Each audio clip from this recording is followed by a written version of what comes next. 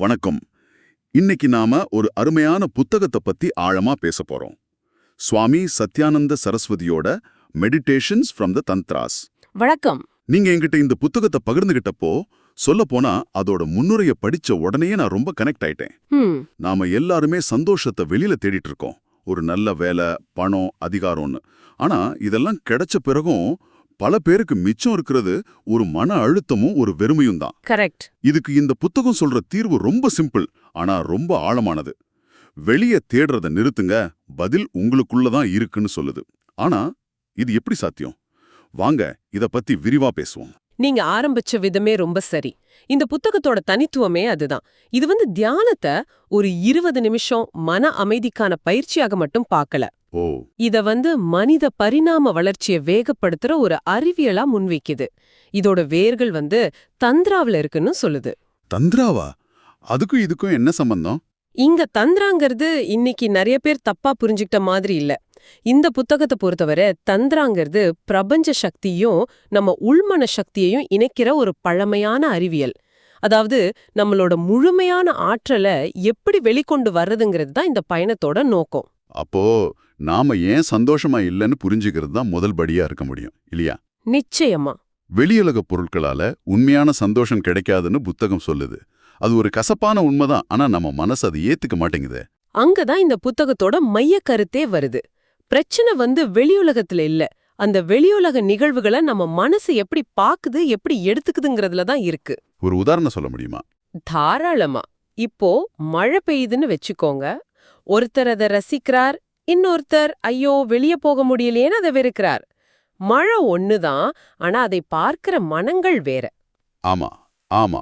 உங்க விழிப்புணர்வை அதிகப்படுத்தி மனசோட ஆழமான செயல்பாடுகளை நீங்க புரிஞ்சுக்கும் போது உண்மையான மனநிறைவு வெளியிருந்து வராது, அது உங்களுக்குள்ள இருந்தே வரும்னு சொல்லுது இந்த புத்தகம். பல வருஷமா ஞானிகள் சொல்ற உன்னை நீயே அறிவாய்ங்கிற வாக்கியத்தோட ஒரு பிராக்டிக்கல் கைடு இது.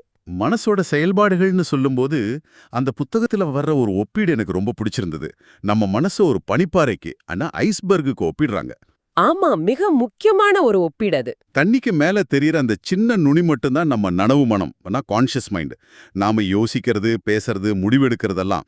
ஆனா கடலுக்கு அடியில மறைஞ்சிருக்கிற அந்த பிரம்மாண்டமான பகுதி தான் நம்ம ஆழ்மனம். கரெக்ட். ஆழ்மனம் மற்றும் நனவிலி மனம். நம்ம திறமைகள்ல 95% அங்கதான் பயன்படுத்தப்படாம உறங்கிக்கிட்டு இருக்குன்னு சொல்றது கேட்கவே ஆச்சரியமா இருக்கு. அது வெறும் ஒப்பீடு இல்ல, அதுதான் நம்ம மனசோட ஒரு வரைபடம். அந்த ஆழ்மனசோட அமைப்ப இந்த புத்தகம் 3 அடுக்குகளா ரொம்ப தெளிவா பிரிக்குது. 3 அடுக்குகளா? ஆமா. முதலாவது கீழ்மனம், லோவர் மைண்ட். இதுதான் நம்மளோட அடிப்படை உள்ளுணர்வுகள், ஆழமான பயங்கள், அடக்கப்பட்ட கோபம், அப்புறம் மனப்பதிவுகள், காம்ப்ளெக்ஸஸ். இதோட இருப்பிடம். ஓ, அப்போ சில விஷயங்களை பார்த்தா நமக்கு ஏன் காரணம் தெரியாம ஒரு கோபமோ பயமோ வருதுங்கிறதுக்கான பதில் இங்கதான் இருக்கா? எக்ஸாக்ட்லி, மிக சரியா சொன்னீங்க. நமக்கு தெரியாமலேயே நம்மளோட பல முடிவுகளையும் குணத்தையும் இதுதான் தீர்மானிக்குது. சரி, அப்போ ரெண்டாவது அடுக்கு? ரெண்டாவது நடுமனம், மிடில் மைண்ட். இதுதான் பகுத்தறிவு, தர்க்கம், கணக்கீடு, திட்டமிடல்னு இந்த வேலைகளெல்லாம் பாக்குது. நம்மளோட அன்றாட வாழ்க்கையில ஆபீஸ் வேலையிலிருந்து வீட்டு பட்ஜெட் போடுற வரைக்கும் நாம அதிகமா பயன்படுத்துறது இந்த மனசுதான்.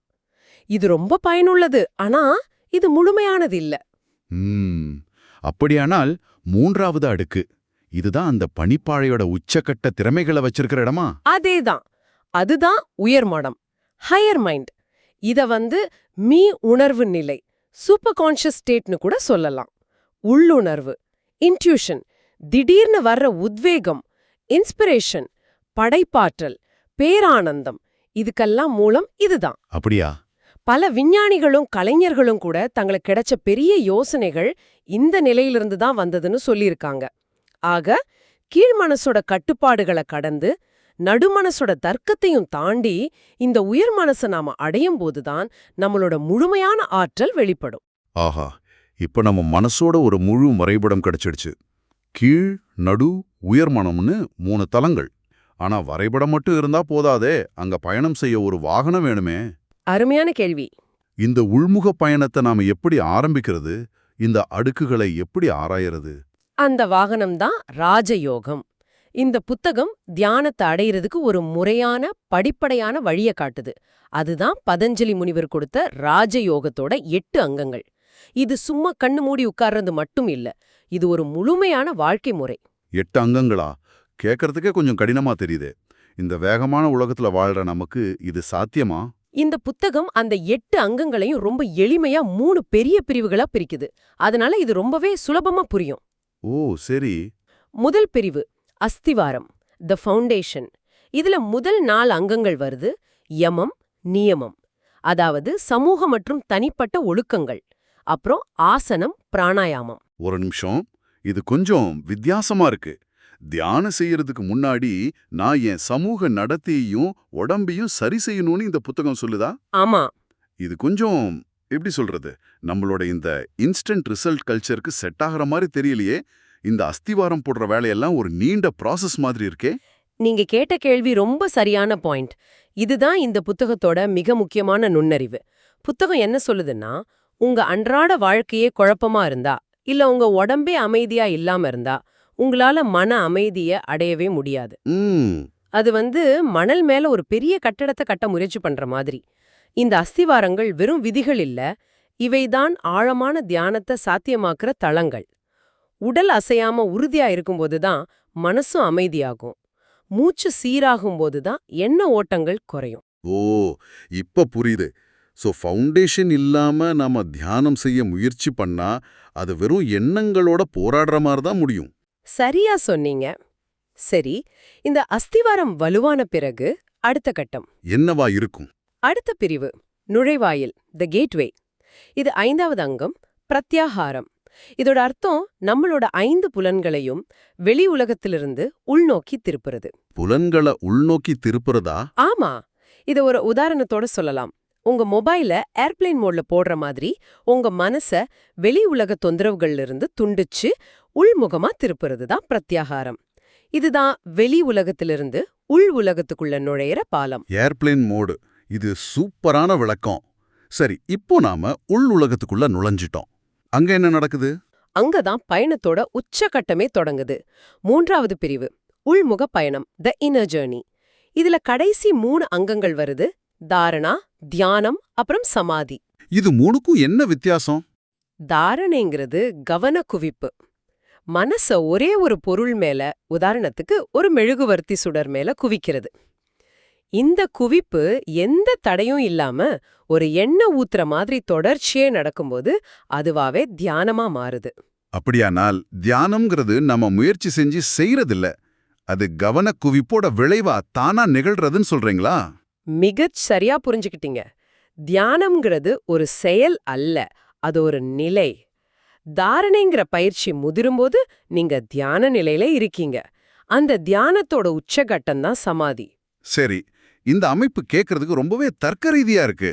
அண்ணா, இதெல்லாம் கொஞ்சம் தத்துவார்த்தமா இருக்கு. நாம உடனே செஞ்சு பார்க்குற மாதிரி சில பிராக்டிக்கல் பயிற்சிகளை பத்தி இந்த புத்தகம் பேசுதா? நிச்சயமா. இந்த புத்தகத்தோட சிறப்பே அதுதான். தத்துவங்களோட நிறுத்திக்காம பல நடைமுறை பயிற்சிகளை கொடுக்குது. அதுல 2 பத்தி பேசலாம். முதலாவது, நீங்க கொஞ்ச நேரத்துக்கு முன்னாடி சொன்ன தாரணைக்கு உதவுற ஒரு பயிற்சி, திராட்டகா. ஓ, திராட்டகா. ஒரு மெழுகுவர்த்தி சுடர கண்ணிமைக்காம பாக்குறதானே? அதேதான். நான் கூட ஒரு தடவை ட்ரை பண்ணிருக்கேன். கண் நிமைக்காம இருக்கிறது எவ்வளோ கஷ்டம்னு அப்பதான் புரிஞ்சுது. ஆனா அதை விட ஆச்சரியம் என்னன்னா, அந்த ஒரு சுடர்ல கவனம் செலுத்த முயற்சிக்கும் போது எங்கிருந்தோ 100கணக்கான எண்ணங்கள் மனசுல குவியுது. நீங்க சொல்றது 100க்கு 100 உண்மை. அந்த அனுபவம் தான் திராட்டகாவோட முதல் படி. அப்படியா? ஆமா. இந்த பயிற்சியில 2 நிலைகள் இருக்கு.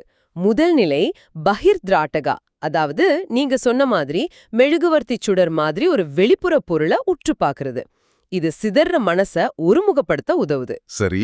2வது நிலை கண்கள் வலிக்க ஆரம்பிக்கிறதுக்கு முன்னாடி மெதுவா கண்களை மூடிக்கிட்டு அந்த சுடரோட பிம்பத்தை உங்க புருவ மத்தியில உள் மனசுல பாக்குறது. இதுதான் அந்தர் திராட்டகா. இந்த பயிற்சி மனசு ஒருமுகப்படுத்துறதோட கவனத்தையும் நினைவாற்றலையும் அதிகரிக்குது. கையால ஏதாவது வழி இருக்கா? அந்தர் மௌனம், அதாவது உள் மௌனம்னு ஒரு பயிற்சியை பத்தி புத்தகம் பேசுது. ஆனா நாம அமைதியா இருக்க முயற்சிக்கும் போது நம்ம மனசு இன்னும் அதிகமா சத்தம் போடுது. மிக முக்கியமான கேள்வி. இதுதான் நம்மள பலரும் செய்யற தவறு. என்ன தவறு? அந்தர் மௌனங்கிறது எண்ணங்களோட போராடுறதுக்கான பயிற்சி இல்ல, மாறாக வாட்டினி கவனிக்கிறதுக்கான பயிற்சி, ஒரு சாட்சிய போல கவனிக்கிறதுக்கான பயிற்சி. நீங்க எண்ணங்களை நிறுத்தவோ மாற்றவோ கட்டுப்படுத்தவோ முயற்சி செய்யக்கூடாது. அப்போ என்னதான் செய்யணும்? இதோட முதல் படியில நீங்க கண்ணு மூடி உட்கார்ந்து உங்களை சுத்தி கேட்கிற சத்தங்களை எந்த விருப்பு வெறுப்பும் இல்லாம சும்மா கவனிக்கிறீங்க. ஒரு வண்டி சத்தம், ஒரு பறவை ஒலி, எதுவா இருந்தாலும் அத அப்படியே ஏத்துக்கிறீங்க. சரி. 2வது படியில உங்க கவனத்தை உள்நோக்கி திருப்பி உங்க மனசுக்குள்ள தானாகவே வர்ற எண்ணங்களையும் உணர்வுகளையும் அதே மாதிரி வெறுமனே கவனிக்கிறீங்க. ஒரு கோபமான எண்ணம் வரலாம், ஒரு சந்தோஷமான நினைவு வரலாம். அத நல்லது கெட்டதுன்னு முத்திர குத்தாம அது போறத ஒரு ஸ்கிரீன்ல படம் பாக்குற மாதிரி பார்க்கணும். அப்படி பார்க்கும்போது என்ன நடக்கும்? எண்ணங்கள் குறைஞ்சிருமா? ஆரம்பத்துல குறையாது. ஆனா நீங்க வாட்டிக்கிட்ட சண்டை போடுறத நிறுத்தின உடனே வாட்டுக்கு சக்தி கொடுக்கறத நிறுத்துறீங்க. போக போக அந்த எண்ணங்களோட தீவிரம் குறைய ஆரம்பிக்கும். ஒரு கட்டத்துல 2 எண்ணங்களுக்கு நடுவுல ஒரு சின்ன இடைவெளி தோன்றும். மனசு ஒரு வெற்றிடமாகும் நிலையை நீங்க உணர்வீங்க. அதுதான் தியானத்துக்கான உண்மையான வாசல். இந்த புத்தகத்தோட பார்வையை நாம தொகுத்து பார்த்தா இது ஒரு ஆழமான செய்தியை சொல்லுது. உண்மையான மனநிறைவும் சந்தோஷமும் நமக்கு உள்ளேதான் இருக்கு.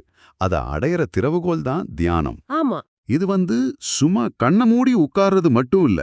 உடல் ரீதியான தயாரிப்பிலிருந்து தொடங்கி புலங்களை உள்நோக்கி திருப்பி மனசோட ஆழமான அடுக்குகளை ஆராயற வர ஒரு தெளிவான படிப்படியான பாதையை நமக்கு காட்டுது. மிகச்சரியா சொன்னீங்க. இதன் மூலம் நம்ம மனசோட மறைக்கப்பட்ட வடிவங்களால கட்டுப்படுத்தப்படாம நம்ம உள் உலகத்தோட எஜமானரா நாம மாற முடியும். இந்த புத்தகத்தோட அழகு என்னன்னா, இது தந்திரா யோகா மாதிரி பழங்கால ஞானத்தையும் நவீன உளவியலையும் ரொம்ப அழகா இணைக்குது. கரெக்ட். இதோட இறுதி நோக்கம் ஒரு நாளைக்கு 20 நிமிஷம் தியானம் செய்யறது மட்டும் இல்ல, நம்மளோட ஒவ்வொரு செயலையும் நம்ம அன்றாட வாழ்க்கையுமே ஒரு தியானமா, ஒரு முழுமையான விழிப்புணர்வுள்ள அனுபவமா மாத்துறது தான். அப்படியானால் நீங்க பகிர்ந்துகிட்ட இந்த தகவல்களை வச்சு சிந்திக்க ஒரு இறுதி எண்ணத்தோட முடிக்கலாம். சொல்லுங்க. இந்த புத்தகம் ஒரு நிலைய விவரிக்குது. நீங்க ஒரு அழகான சூரியாஸ்தமனத்தை பாக்குறீங்க, அந்த அழகுல நீங்க மூழ்கிருக்கீங்க. அதே நேரத்துல அந்த அனுபவத்துல பூர்ணமா கரகி போகாம நான் இத பார்க்கும் அனுபவஸ்தன்ங்கிற ஒரு சாட்சி பாவத்தோடவும் இருக்கீங்க. ஆமா, அனுபவமாகவும் அனுபவத்தை அறிபவராகவும் இருப்பது.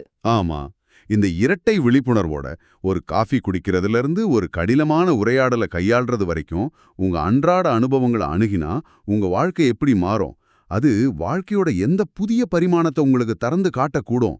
இதை சிந்திச்சு பாருங்க.